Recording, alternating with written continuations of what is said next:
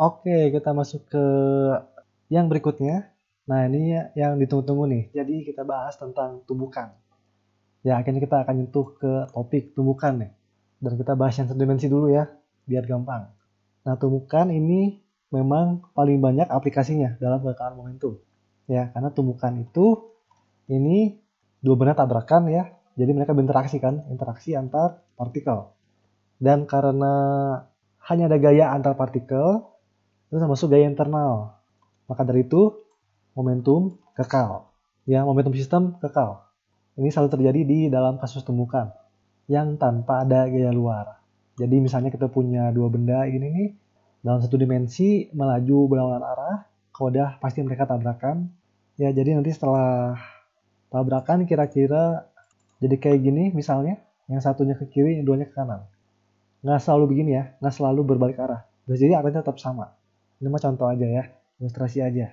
Nah, jadi andaikan ini nggak ada gaya luar, ini licin, ya jadi nggak ada gesekan, karena gesekan masuk gaya luar, maka nanti berlaku kekalahan momentum.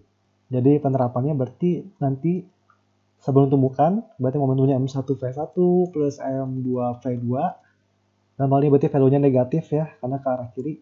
Misalnya kita sebut ke kanan positif, ke kiri negatif. Nah ini nanti jadinya yang setelah tumbukan, ini M1 dikali V1 aksen. Jadi aksen biasanya dinyatakan untuk kejadian setelah tumbukan. Nah, ini yang M2, M2, V2 aksen. Ya, jadi ini paling sering banget nih ya dipakai pernyataan ini. Cuma hati-hati aja, arahnya jangan sampai salah masukin tanda. Coba kita lihat langsung ya ke soalnya, biar langsung praktek nih. Oke, nih kita punya dua balok, 1 dan 2, masing-masing masanya 2 dan 4 kilo di bidang datar yang licin. Balok 1 gerak ke kanan nih, V1 ya, 5 meter per second, menuju balok 2 yang lagi diam, V2-nya 0. Nah, setelah tumbukan, balok 1 berbalik ke arah dengan kecepatan 1 meter per second, ke arah kiri ya, berarti setelah tumbukan, sedangkan balok 2 harusnya jadinya ke kanan gerakannya. Nah, kalau udah dia bakal melaju menuju lintasan lengkung ini sampai ketinggian H. Di sini berhenti. Oke, cari kecepatan balok 2 dan hitung nilai H. Jadi ini langsung campuran ya antara soal momentum dan energi. Kita akan lihat deh. Ini ya. Jadi pakai formulasi ini udah jelas pasti yang pakai yang ini ya. Jadi kekekalan momentum dulu ya. Pakai kekekalan momentum. Pasti seperti ini. Sistem kita berarti cuma benda 1 dan benda 2. M1 V1 plus M2 V2. Dan V2-nya kan 0. Jadi habis, ini nggak usah. Yang ini nggak usah. Berarti M1 V1 sama dengan M1 V1 aksen plus M2 V2 aksen. Kalau kita masukin angka-angkanya, oke ini M1-nya 2, V1-nya 5. Sama dengan M1, M1 2. Nah, kecepatannya V1 aksen, setelah tumbukan balok 1 berbalik arah. Karena yang sebaliknya ya, ke arah kiri, berarti ini nih, min 1 nih. Jadi ingat arah ngaruh banget ke tanda. Plus M2 V2. M2-nya berapa? 4. V2-nya itu yang ditanya kan ya. V2 aksen. Nah udah ini ya. Tinggal pindah ruas saja dapat cepet. Jadi V2 aksen. Dapatnya nanti 3. 5 per second. Positif nilainya. Artinya apa? Setelah ini tabrakan, V2 akan gerak ke sana.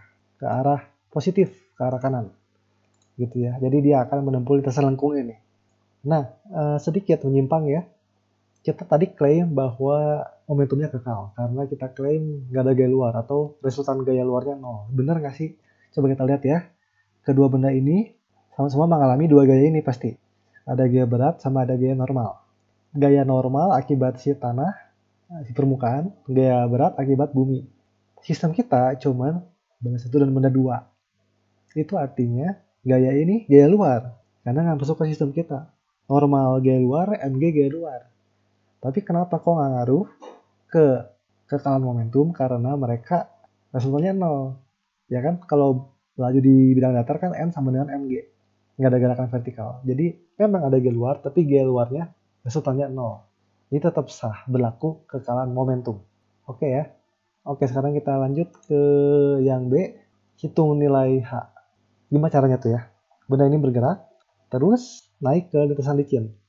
Yang melengkung ke atas, sampai ketinggian di sini berhenti. Cari nilai H. Oh ya udah emang energi aja. Nggak ada sangkut pautnya sama momentum karena cuma ninjau benda 2 doang. Sendirian doang dia. ya, bukan interaksi antara dua benda. Nih, misalnya nih ya, kita kasih nama ini A, ini B. Tentunya setelah benda dua ketabrak, kecepatannya 3, dia akan, karena licin ya, kecepatannya akan tetap 3 meter per second sampai titik A. Jadi di A kecepatannya 3, terus naik, set, di sini dia berhenti. Karena nggak ada gaya gesekan, konservatif semua, kita bisa gunakan kekekalan energi mekanik antara titik A dan B. Ya, jadi ini gabungan ya, habis momentum terus energi kekal. Oke, titik A dan titik B ya, berarti FPA tambah FK di A sama dengan FP di B tambah FK di B.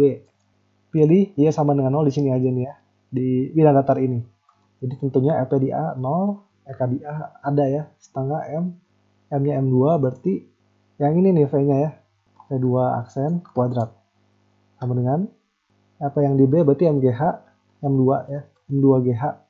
Karena ada ketinggiannya sekarang, plus EKDB-nya 0 karena dia berhenti di sini. Nah, ya udah ini tinggal di apa ya, M2-nya dicoret bisa.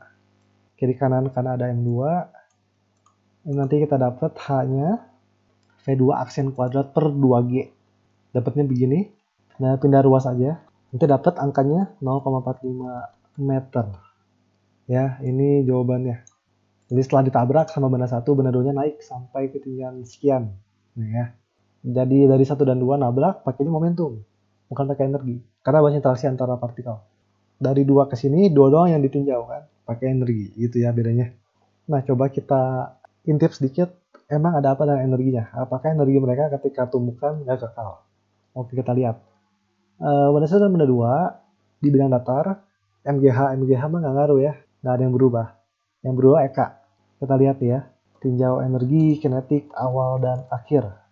Kita pengen tahu EK awal. EK awal berarti sebelum benda ini tabrakan, benda 2 lagi diem, benda 1 yang bergerak. Dia cuma ada EK benda 1. Setengah M, 1, V1 kuadrat ya. Gini. Dan udah ada semua ya, M1 2 kilo, V-nya 5, kalau dihitung 25 joule. Ini EK awal. Sebelum tabrakan segini EK-nya. Sekarang EK akhirnya kita lihat. EK akhir sistem. Jadi EK1 plus EK2 berarti kan.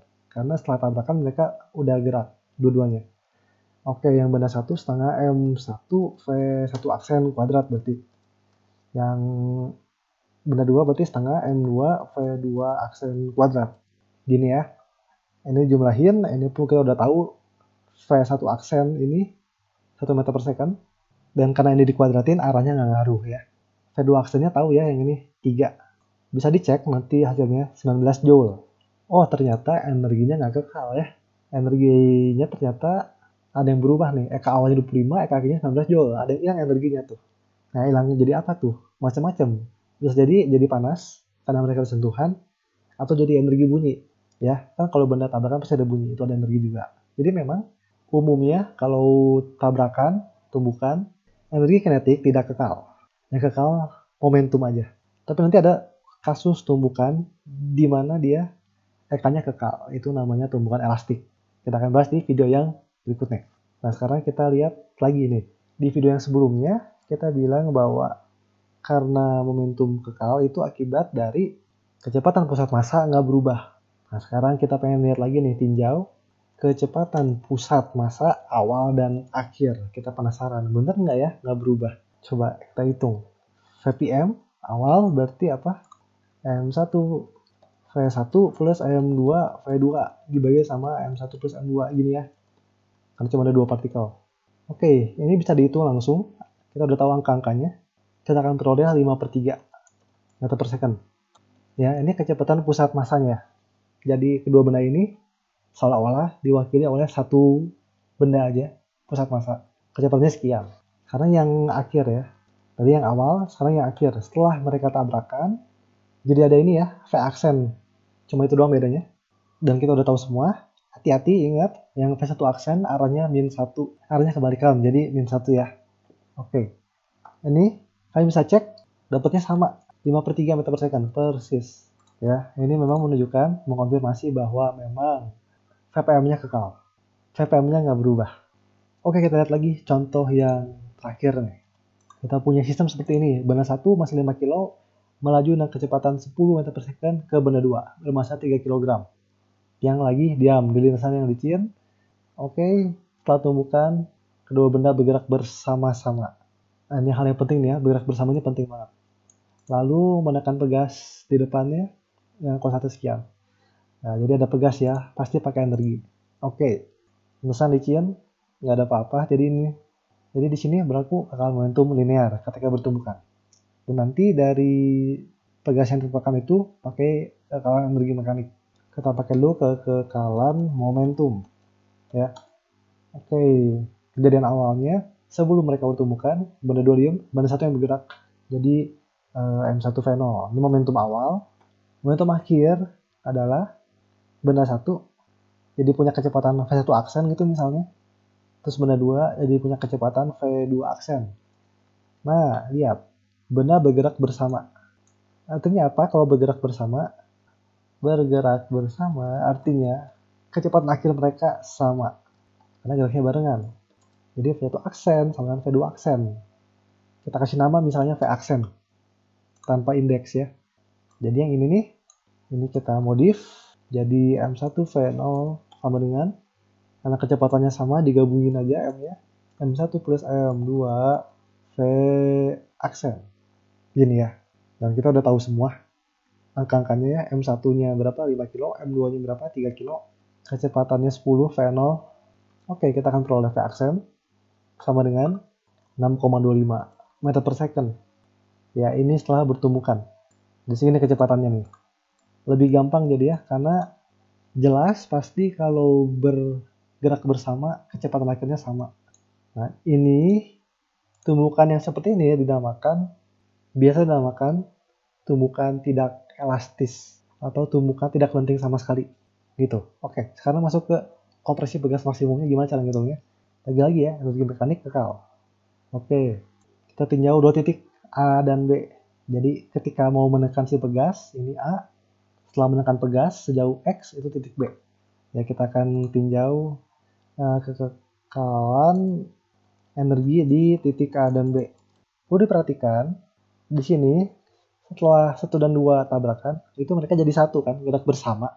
Itu mereka jadi satu, kesatuan. Jadi nanti kita akan tinjau energinya itu energi dua benda ini, bukan masing-masing benda. Jadi EP di A, EK di A, EP di B, EK di B, kayak gini ya. Nah, nanti jadi gini nih, EP di A, oke. Ini tumbukannya, kejadiannya segala macam di bidang datar ya, jadi nggak mungkin ada perubahan energi potensial gravitasi. Dan di titik A pegasnya belum ketekan, EP-nya 0. Nah, kedua benda ini sama-sama bergerak bersama nyentuh titik A. Jadi energi kinetiknya setengah, masanya digabungin, totalin. Ya, karena mereka udah gerak bersama-sama di satu kesatuan. Kecepatan mereka adalah yang ini nih sekarang, V aksen. Setelah tumbukan kan, jadi setelah tumbukan, nah jadi gini, ini energi kinetik keduanya setelah bertumbukan. Sekarang dari sisi B, EP di B, jelas jadi energi potensial pegas. EKB-nya 0 ya. Karena setelah menekan pegas sampai maksimum, pasti diam sistemnya. Oke, ini setengahnya bisa dicoret ya. Nah, setelah dipindah ruas, jadi kayak gini nih, X sama dengan bla bla bla. Dan kita udah tahu semua ya. X-nya udah tahu, M masing-masing udah tahu juga, dan kalian udah tahu 500 ya. Oke, kita akan peroleh nilai ini X-nya. Jadi setelah tabrakan, mereka gerak bersama-sama, menekan pegas sampai tertekan sejauh ini, 0,79 meter. Gitu ya. Oke, sekian untuk pembahasan materi kali ini. Semoga ini membantu kalian dalam hal tumbukan, kekalahan momentum, dan mengulas lagi kekayaan energi mekanik. Sampai jumpa di video berikutnya. Terima kasih.